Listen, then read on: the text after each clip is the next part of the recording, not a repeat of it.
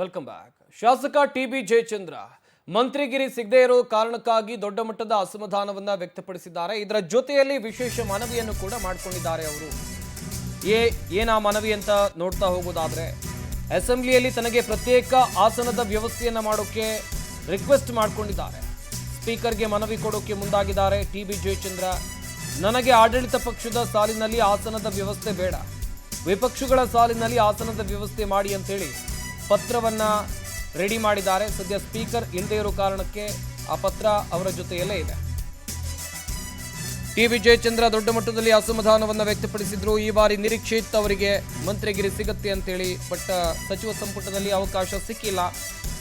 ಹೀಗಾಗಿ ಅವರು ತೆಗೆದುಕೊಂಡಿರುವಂಥ ನಿರ್ಧಾರ ಏನು ಅಂತ ಹೇಳಿದ್ರೆ, ಈ ಆಡಳಿತ ಪಕ್ಷದವರೆಲ್ಲ ಕೂತ್ಕೊಳ್ತಾರಲ್ಲ, ಸರ್ಕಾರದ ಕಡೆಯಿಂದೆಲ್ಲ ಕೂತ್ಕೊಳ್ತಾರಲ್ಲ, ಆ ಸಾಲಿನಲ್ಲಿ ನಾನು ಕೂತ್ಕೊಳ್ಳೋದಿಲ್ಲ, ಅದರ ಬದಲಾಗಿ ವಿರೋಧ ಪಕ್ಷದವರು ಇರ್ತಾರಲ್ಲ ಅಪೋಸಿಟ್ ಸೈಡಲ್ಲಿ, ಅಲ್ಲಿ ನಾನು ಕೂತ್ಕೋತೀನಿ ಅಂತ ನಿರ್ಧಾರವನ್ನು ಮಾಡಿದ್ದಾರೆ. ಈ ಕುರಿತು ಸ್ಪೀಕರ್ಗೆ ಲೆಟರ್ ಕೂಡ ಬರೆದಿಟ್ಕೊಂಡಿದ್ದಾರೆ. ಈಗ ಸ್ಪೀಕರ್ ಇಲ್ಲ, ಯಾರು ಸ್ಪೀಕರ್ ಇಲ್ಲದೆ ಇರುವಂಥ ಕಾರಣಕ್ಕಾಗಿ ಆ ಲೆಟರನ್ನು ಹಸ್ತಾಂತರ ಮಾಡೋದಕ್ಕೆ ಆಗೋದಿಲ್ಲ. ಹೀಗಾಗಿ ಆ ಲೆಟರ್ ಅವರ ಬಳಿಯೇ ಇದೆ ಎನ್ನಲಾಗ್ತಾ ಇದೆ. ಟಿ.ಬಿ. ಜಯಚಂದ್ರ ರೆಬಲ್ ಆಗಿದ್ದಾರೆ.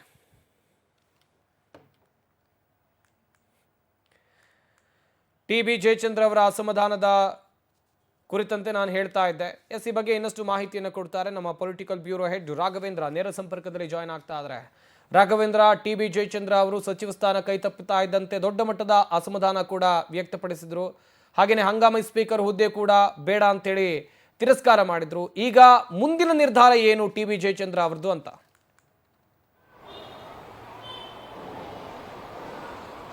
ಸಂಪತ್, ಪ್ರಮುಖವಾಗಿ ಕಾಂಗ್ರೆಸ್ನಲ್ಲಿ ಮಳೆ ಹನಿ ನಿಂತಿಲ್ಲ ಅನ್ನೋದಕ್ಕೆ ಇದು ಬೆಸ್ಟ್ ಎಕ್ಸಾಂಪಲ್ ಅಂತ ಹೇಳ್ಬೋದು. ಈಗಾಗಲೇ ಕ್ಯಾಬಿನೆಟ್ ರಚನೆಯಾಗಿ ತುಂಬಾ ದಿನಗಳೇ ಕಳೆದಿರ್ತಕ್ಕಂಥದ್ದು, ಸುಮಾರು ಒಂದು ವಾರನೇ ಕಳೆದಿರ್ತಕ್ಕಂಥದ್ದು. ಹೀಗಾಗಿ ಇನ್ನೂ ಸಚಿವಾಕಾಂಕ್ಷಿಗಳು ತಮ್ಮ ಮುನಿಸನ್ನ ಬಿಟ್ಟಿಲ್ಲ. ಅದರಲ್ಲಿ ಪ್ರಮುಖವಾಗಿ ಕಾಂಗ್ರೆಸ್ನ ಹಿರಿಯ ಕಟ್ಟಾಳು, ಹಿರಿಯ ಶಾಸಕರಾಗಿರ್ತಕ್ಕಂತಹ ಟಿ.ಬಿ. ಜಯಚಂದ್ರ ಅವರು ತಮಗೆ ಸಚಿವ ಸ್ಥಾನ ಸಿಗದಿದ್ದಕ್ಕೆ ಸಾಕಷ್ಟು ಆಕ್ರೋಶವನ್ನ ಹೊರಹಾಕಿರ್ತಕ್ಕಂಥದ್ದು. ಯಾಕಂದ್ರೆ ಅವರು ದೊಡ್ಡ ಮಟ್ಟದಲ್ಲಿ ಒಂದು ಆಕಾಂಕ್ಷಿಯಾಗಿದ್ರು. ಈ ಬಾರಿ ನನಗೆ ಸಚಿವ ಸ್ಥಾನ ಸಿಕ್ಕೇ ಸಿಗುತ್ತೆ, ಹಿರಿಯರಿಗೆ ಮನೆ ಆಗುತ್ತೆ ಹೈಕಮಾಂಡ್ ಅಂತ ಹೇಳ್ಬಿಟ್ಟು ಸಾಕಷ್ಟು ಆಕಾಂಕ್ಷೆಯನ್ನ ಇಟ್ಕೊಂಡಿದ್ರು. ಆದ್ರೆ ಎಲ್ಲವೂ ಸಹ ಉಲ್ಟಾ ಆಗಿತ್ತು. ಅವ್ರು ಯಾವುದೇ ಒಂದು ಸಚಿವ ಸ್ಥಾನವನ್ನು ಸಹ ಕೊಟ್ಟಿರಲಿಲ್ಲ. ದೆಹಲಿ ಪ್ರತಿನಿಧಿಯಾಗಿ ಮುಂದುವರಿಸಿದ್ರು.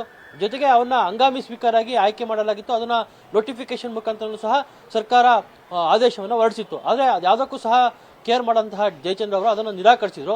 ನಾನು ಹಂಗಾಮಿ ಸ್ಪೀಕರ್ ಆಗಿ ಮುಂದುವರಿಯೋದಕ್ಕೆ ಇಷ್ಟ ಇಲ್ಲ, ನೀವು ಯಾರನ್ನಾದ್ರೂ ಮಾಡ್ಕೊಳ್ಳಿ ಅನ್ನೋ ಒಂದು ಮಾತನ್ನು ಸಹ ಹೇಳಿದ್ರು. ಅವರನ್ನ ಮನವೊಲಿಸೋದಕ್ಕೆ ಕಾಂಗ್ರೆಸ್ನ ಹಿರಿಯ ನಾಯಕರು ಸಹ ಅವ್ರ ಮನೆ ಬಾಗಿಲಿಗೆ ಹೋಗಿ ಅವ್ರ ಜೊತೆ ಮಾತುಕತೆಯನ್ನು ನಡೆಸಿದ್ರು. ಅಲ್ಲಿ ಪ್ರಮುಖವಾಗಿ ಒಕ್ಕಲಿಗ ನಾಯಕರಾಗಿರ್ತಕ್ಕಂತಹ ಬಾಲಕೃಷ್ಣ ಹಾಗೆ ಚೆಲುವರಾಯ ಸ್ವಾಮಿ ಸೇರಿದಂತೆ ಅನೇಕರು ಅವ್ರ ಮನೆಗೆ ಹೋಗಿ ಮನವೊಲಿಸಿ ಮಾತುಕತೆಯನ್ನು ನಡೆಸಿದ್ರು.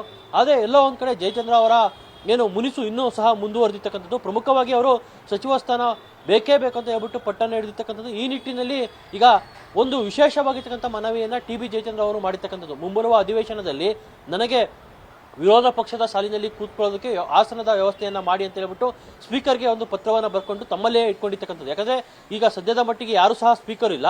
ರುದ್ರಪ್ಪ ಲಾಮಣಿ ಅವರು ಡೆಪ್ಟಿ ಸ್ಪೀಕರ್ ಆಗಿದ್ರು, ಅವರನ್ನೇ ಎಲ್ಲವೂ ಸಹ ನೋಡ್ಕೊಳ್ತಾ ಇದ್ರು. ಆದ್ರೆ ಈಗ ಅವರು ಸಹ ಮಂತ್ರಿ ಆಗಿರೋದ್ರಿಂದ ಆ ಸ್ಥಾನ ಈಗ ಖಾಲಿ ಇದೆ. ಜೊತೆಗೆ ಜಯಚಂದ್ರ ಅವರನ್ನ ಹಂಗಾಮಿ ಸ್ಪೀಕರ್ ಆಗಿ ಆದೇಶವನ್ನು ಮಾಡಿದ್ರು ಸಹ ಅವರು ಸಹ ಅದಕ್ಕೆ ಒಪ್ತಾ ಇಲ್ಲ. ಹೀಗಾಗಿ ಯಾರು ಸ್ಪೀಕರ್ ಆಗಿ ಆಯ್ಕೆ ಆಗ್ತಾರೋ ಅವರಿಗೆ ಕೊಡ್ತೀನಿ ಅನ್ನೋ ನಿಟ್ಟಿನಲ್ಲಿ ಅವರು ಒಂದು ಪತ್ರವನ್ನ ಬರೆದುಕೊಂಡು ತಮ್ಮಲ್ಲೇ ಇಟ್ಕೊಂಡಿದ್ದಾರೆ. ನಾನು ನಮ್ಮ ಆಡಳಿತ ಪಕ್ಷದ ಸಾಲಿನಲ್ಲಿ ಕೂರೋದಕ್ಕೆ ನನಗೆ ಇಚ್ಛೆ ಇಲ್ಲ, ಜೊತೆಗೆ ಈಗ ಇರ್ತಕ್ಕಂತಹ ಮಂತ್ರಿಗಳ ಮುಖವನ್ನು ನೋಡೋದಕ್ಕೂ ಸಹ ನನಗೆ ಇಷ್ಟ ಇಲ್ಲ. ಹೀಗಾಗಿ ನೀವು ಕೂಡಲೇ ನನಗೆ ವಿರೋಧ ಪಕ್ಷದ ಸಾಲಿನಲ್ಲಿ ಕೂರೋದಕ್ಕೆ ವ್ಯವಸ್ಥೆಯನ್ನ ಮಾಡಿಕೊಡಿ ಅನ್ನೋ ನಿಟ್ಟಿನಲ್ಲಿ ಒಂದು ಪತ್ರವನ್ನ ಬರೆದಿದ್ದಾರೆ. ಯಾರು ನೂತನ ಸ್ಪೀಕರ್ ಆಗಿ ಅಧಿಕಾರವನ್ನು ಸ್ವೀಕರಿಸ್ತಾರೋ ಅವರಿಗೆ ಆ ಪತ್ರವನ್ನ ಕೊಡ್ತೀನಿ ಅಂತ ಸಹ ಜಯಚಂದ್ರ ಅವರು ಹೇಳ್ತಕ್ಕಂಥದ್ದು. ಒಟ್ಟಿನಲ್ಲಿ ಡಿ.ಕೆ. ಶಿವಕುಮಾರ್ ಅವರಿಗೆ ಸಂಕಷ್ಟದ ಮೇಲೆ ಸಂಕಷ್ಟಗಳು ಅಂದ್ರೆ ಈ ಸಚಿವ ಸ್ಥಾನದ ವಿಚಾರದಲ್ಲಿ ಎದುರಾಗ್ತಾ ಇರ್ತಕ್ಕಂಥದ್ದು. ಯಾಕಂದ್ರೆ ಹಿರಿಯರನ್ನ ತಮ್ಮ ಅವಗಣನೆಗೆ ತೆಗೆದುಕೊಳ್ಬೇಕು ಅನ್ನೋ ನಿಟ್ಟಿನಲ್ಲಿ ಸಾಕಷ್ಟು ಪ್ರಯತ್ನವನ್ನ ಸಿಎಂ ಡಿ.ಕೆ. ಶಿವಕುಮಾರ್ ಅವರು ಮಾಡ್ತಾ ಇದ್ದಾರೆ. ಆದ್ರೆ ಹಿರಿಯ ಶಾಸಕರು ಯಾರು ಸಹ ಒಪ್ತಾ ಇಲ್ಲ. ಈಗಾಗಲೇ ಕೃಷ್ಣಪ್ಪ ಅವರ ಮನೆಗೆ ತೆರಳಿ ಸ್ವತಃ ಖುದ್ದಾಗಿ ಡಿ.ಕೆ. ಶಿವಕುಮಾರ್ ಅವರೇ ಮಾತುಕತೆಯನ್ನು ನಡೆಸಿ ಅವರ ಒಂದು ವಿರೋಧವನ್ನ ಸ್ವಲ್ಪ ಮಟ್ಟಿಗೆ ತಣ್ಣಗೆ ಮಾಡಿದ್ರು.